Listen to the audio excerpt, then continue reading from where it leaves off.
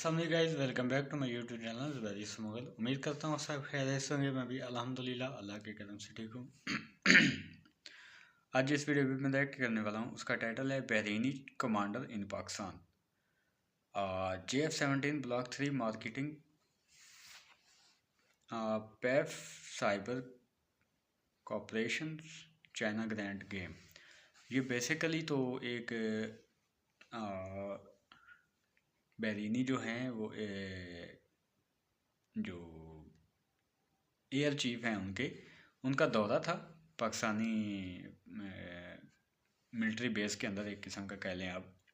तो फिर वो हमारे जो जनरल हैं ज़हीर अहमद साहब, उनसे उनकी मुलाकात भी हुई। तो उसी के रिलेटेड ये वीडियो है। वीडियो का जो लिंक है वो मेरे डिस्क्रिप्शन में मिल जाएगा। बेसिकली ये वीडियो जो है ये अमराद की वीडियो है। वीडियो के साथ इनके चैनल का लिंक भी मेरे डिस्क्रिप्शन में मिल जाएगा, तो आप जाके विज़िट कर सकते हैं ये चैनल को और सब्सक्राइब कर सकते हैं। तो चलें इसी वीडियो के अंदर इसी के रिलेटेड ज़्यादा इंफॉर्मेशन लेते हैं कि अस्सलाम वालेकुम। वेलकम टू वालेकुम इमराद। अस्सलाम। दोस्तों हाजिर हुए हैं एक नई वीडियो के साथ। बुनियादी तौर पर commander of Bahrain national guard, जिनका नाम है शेख मोहम्मद बिन ईसा बिन सलमान अल खलीफा, उनकी मुलाकात हुई है पाकिस्तान एयरफोर्स के चीफ ज़हीर अहमद बाबर से। ये जो मुलाकात हुई है ये एयर हेडक्वार्टर इस्लामाबाद में हुई है। बट ये काफी ज्यादा अहम है। ये JF-17 की मार्केटिंग को लेकर काफी ज्यादा अहम है और यह नाम लिया गया है पाकिस्तान एयरफोर्स की साइबर कैपेबिलिटीज का और फ्यूचर में साइबर सिक्योरिटी की डोमेन को लेकर कोऑपरेशन का। और बहरेन इस तरह अचानक पाकिस्तान ज़बरदस्त। एयरफोर्स के चीफ के साथ मुलाकात करना, और क्या इसका कोई इनडायरेक्टली लिंक चाइना के साथ हो सकता है।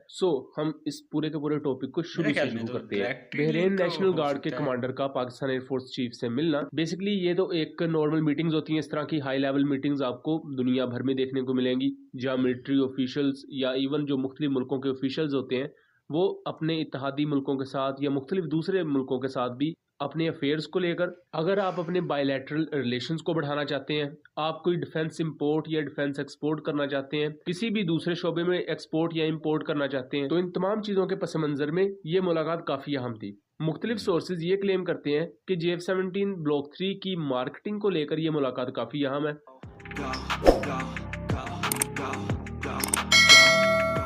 अब ये एक लफ्ज़ याद रखिएगा कि JF-17 ब्लॉक 3 की मार्केटिंग को लेकर, क्योंकि इसको लोग एक्सपोर्ट के साथ या बाकायदा डील के साथ कंफ्यूज करेंगे। मैं उसको थोड़ा सा आगे चलकर आपको बताता हूँ। जब हम JF-17 की मार्केटिंग का कहते हैं कि उसका मतलब होता है कि एक पर्टिकुलर मुल्क को हम वो जहाज पिच कर रहे हैं। अभी खरीदने की कोई बात नहीं हुई, हमने एक ऑफर किया कि ठीक है, अगर आप ये चीज़ खरीदना चाहते हैं तो हमारी तरफ से अवेलेबल है, और हमारी तरफ से आप पर कोई पाबंदी नहीं होगी कि हम उसके पुर्जे वगैरह रोक लें या इस तरह का कुछ भी। और दोस्तों यह अहम चीज़ ये भी है कि बहरेन इससे पहले F5 एयरक्राफ्ट इस्तेमाल करता था। रिसेंटली उन्होंने रिटायर कर दिए। अब F5 एयरक्राफ्ट थर्ड जनरेशन का जहाज है, जैसा कि ये F7 और MiG-21 जैसे एयरक्राफ्ट होते हैं। तो F5 उन्होंने रिटायर कर दिए, उनके पास कुछ पुराने F-16 थे और फ्यूचर में उन्हें अमेरिका से F-16 ब्लॉक 70 भी मिलेंगे। पहले भी वो एक हाई लो का मिक्स रखते थे। एक तरफ F-16 जो कि मीडियम वेट का सिंगल इंजन एयरक्राफ्ट था, दूसरी तरफ F5 जो कि एक पुरानी जनरेशन का लाइट कॉम्बैट एयरक्राफ्ट था। अब भी अगर उसी सर्टेन रियल्म को देखा जाए, सर्टेन स्ट्रेटजी को देखा जाए, तो अगर एक तरफ F-16 ब्लॉक 70 हो और दूसरी तरफ एक लाइट कॉम्बैट एयरक्राफ्ट हो जो कि नेक्स्ट जनरेशन का हो, वो JF-17 ब्लॉक 3 हो सकता है।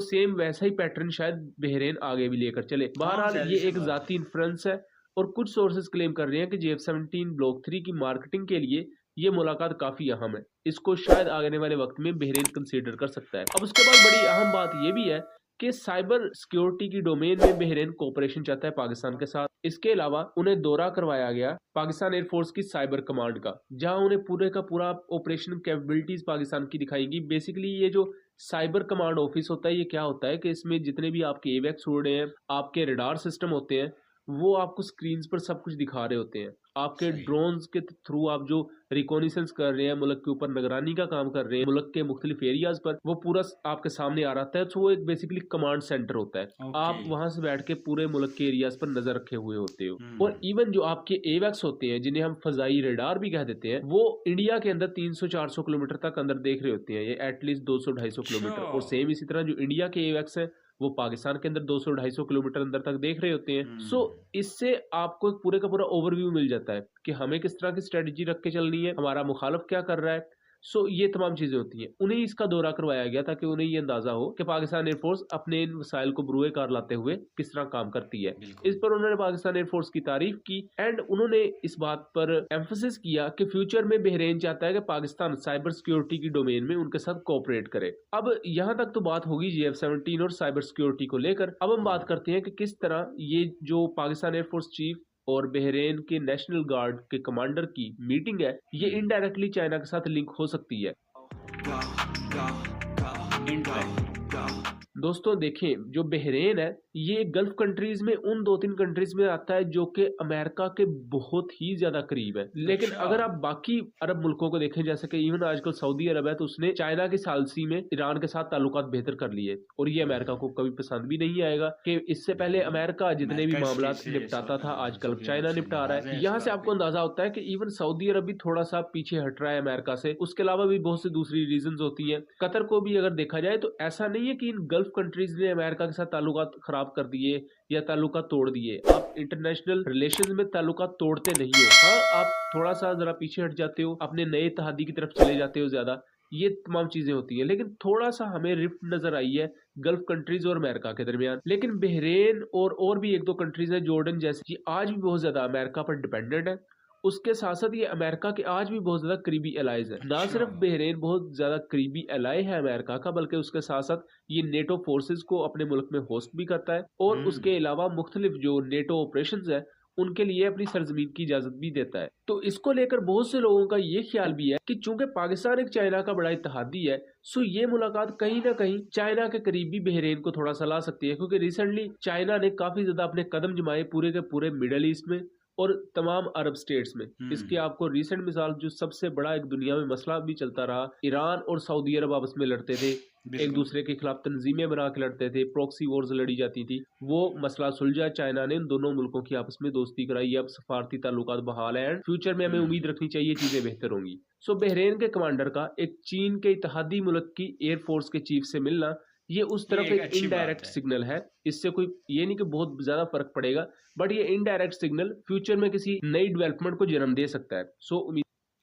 गाइस, उम्मीद करता हूँ आपको वीडियो पसंद आई होगी और वीडियो की कुछ ना कुछ समझ तो आई होगी। कुछ मेरे ख्याल में तो काफ़ी हद तक इन्फॉर्मेशन मिल चुकी होगी आप लोगों को। तो वीडियो को एंड करते हैं। अगर वीडियो अच्छी लगी है तो वीडियो को लाइक एंड शेयर ज़रूर कीजिएगा, चैनल को सब्सक्राइब कीजिएगा। तो इंशाल्लाह मिलते हैं नेक्स्ट वीडियो में। तब तक अपना और अपनी फैमिली का ख्याल रखिएगा। अल्लाह।